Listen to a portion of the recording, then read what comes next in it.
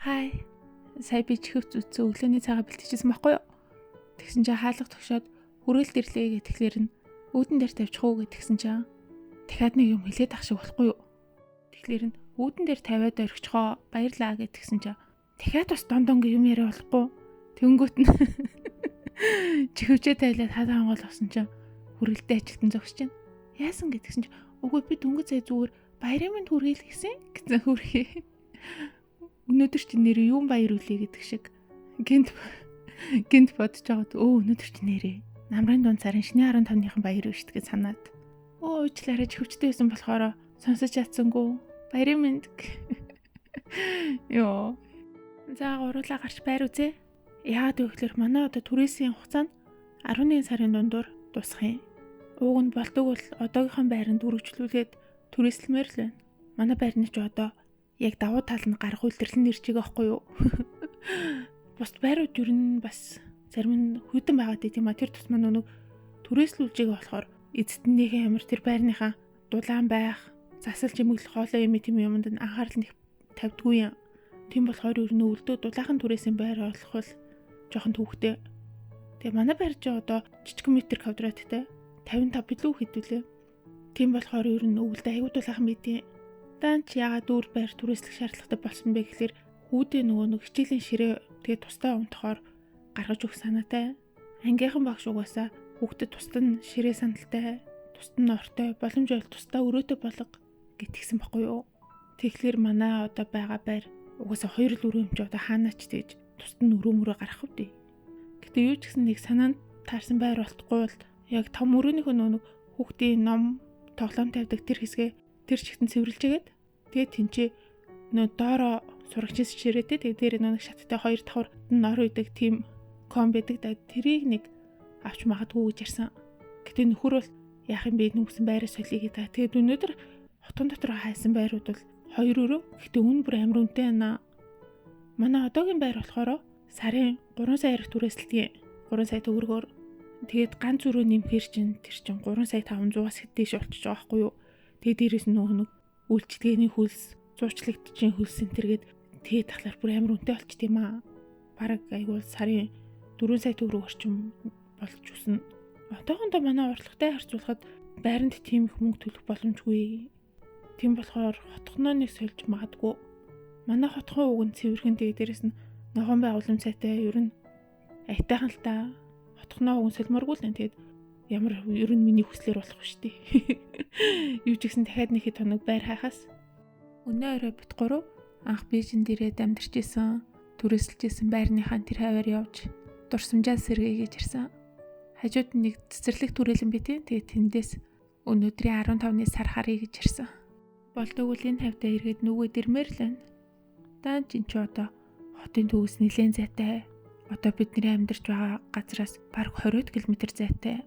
Гэтэ яг шин дүүрэг болохоор тэд бүтц сайтай, барилга байгууламж айгүй гойтой, ногоон байгууламж сайтай. Тэгээд бас байрны түрээсийн үн бол энэ тарьцангуй боломжийн хямдхан байдیں۔ Бидний тэр үе түрээсэлжсэн байр одоо нэг 70 м квадрат байх. Тэгчээд 2 сая гаруй төгрөг. Өнөөдөр энд ингээд хуучин ташин дээр ирсэн чинь амар гоё мэдрэмж төрж гинөө. Яг өөрийнхөө энд амьдарч исэн дурсамжийг бодохоор мэдгүй өөрөөрөө амар бахархаж байна. Чигшиг хотлаатлаа.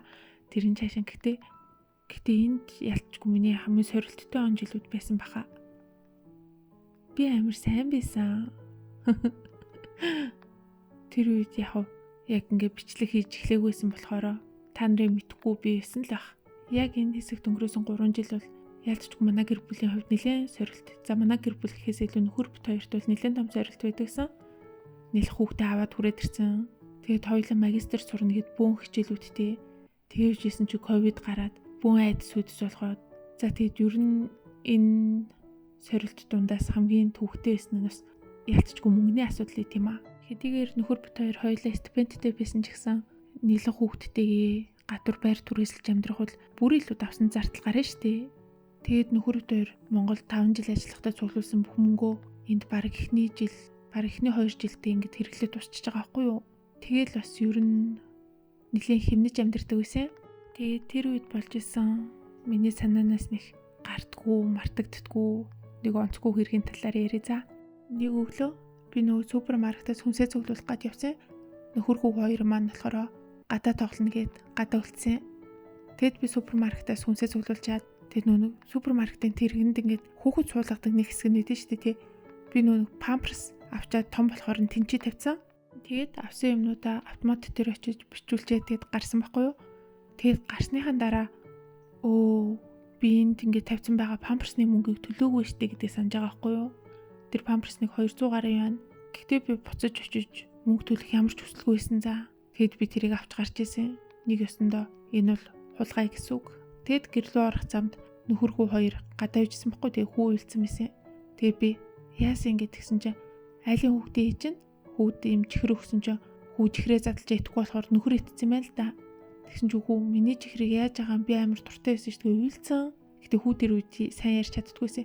Тэгээ бүр амар уйлцсан гэсэн. Тэгэд нөхөр хажуугийн дэлгүүрээс ороод авч өгөх гэсэн чинь тэр амар үнэтэй чихэр за 50 юан илүү 25 мянган төгрөг орчим. Тэгэд авч өгч чадсангүй гэсэн хүүгөө уйлуулсан зогсчихсэн. Тэгэл тэрийг хараад миний ерөн төвчээр алдарч байгаа байхгүй юу? Хүүтэйгээ хамт уйлал яваад өгсөн. Чүүд хоёр эцэг их болчоод үр хүүхдтэй чихэр аваад өгч чадахгүй, памперсын ч аваад өгч чадахгүй. Юу хийгээд тэнд ингээд ямар зоригтой байгаа юм гэл бөө уйлаа майлан болол. Нөхөр маань ч тэр үед хэцүүлсэн бах тэл хүрхий хэлжээг юм чаа. Чүүд хоёр одоо сурчин шүү дээ. Хоёлоо одоо хичээгээ сайн сураад төгсчүүл ажлын байран дээр гараад хамаагүй илүү цалин авч чаддаг болно шүү дээ. Хоёлаа л бибидээ итгэлтэй, эв нэгдэлтэй, бибидээ хайртай байвал үр хүүхэд маань эрүүл саруул өсч байж гин. Энэ чинь зүгээр хөгжлийн үе шат гэж ботчлоо төхөө хоёлаа үргэлжлүүлээ жоохон хичээцгээе гэл. Нөхөр маань нэг тэгжиж үлээ. Тэгээд бас энэ үеийн өөртөө хайртай байдаг нэг шалтгаан нь би за хүүгээ төрүүлээд баг 100 хил болсон юм маань. Тэгээд ямар ч гэсэн хүүгээ бор хоолнд оруулчаа тэгээд жингээ хасч эхэлсэн. Тэгээд жил гарны хугацаанд би 30 гаруй хил хасцсан байсан. Ер нь миний жин нэг 70-аас доош ороход гайгүй хэвэн жинд орчтیں۔ Би тэгээд нэг 66-7 орчим хилтэй болж исэн. Тэгэл манайх нүгэл одоо амьдарч байгаа газартаа очиод амьдралын шинэ хуудсыг эхлүүлсэн байдیں۔ Нөхөр маань ажилтай болоод би ч докторант оюутан болоод хүү маань сургууль цэцэрлэгтээ яваад тэгэл би бичлэг хийж эхэлсэн. Тэгэд хүмүүсийн сэтгэлийг уншихад ямар сайн юм бэ? Хятад хүмүүстэй яг мөр зэрэгцээд ажиллаж амьдарч чадчихээн гэж их магтаал байдаг. Мөн хоолыг ямар олон төрлөөр ямар сайн хийдэм бэ гэдэг магтаалж байдаг. Ямар их хийдэм бэ? Жингээ хасаач гэд жин хасах талаар зөвлөгөө өгсөн шүмжлүүлж байдаг. Тэр бүгдийн хариултыг бид энэ амьдрдаг ах үедээ өөрсдөө туулж хэдийн олчихсан болов уу гэж боддог. Тийм болохоор ч энэ дөрөв тэрсэн чинь дурсамж маань сэтрээд сайхан санагдчихэв. Ер нь тэгээд алдаатай оноотой зөв буруу хоолтой хоолгүй өдөр хоногуудыг хос хоёр бие биедээ итгэн хайрлаж үр хүүхэд эрүүл саруул байхад тэгэд нэг зорилгын төлөө эмгэн хумс шиг хүмүүс тэгж зүрэлтгий удаан хөдөлгөөнтэй юмнуудыг эмгэн хумс гэдэг тий.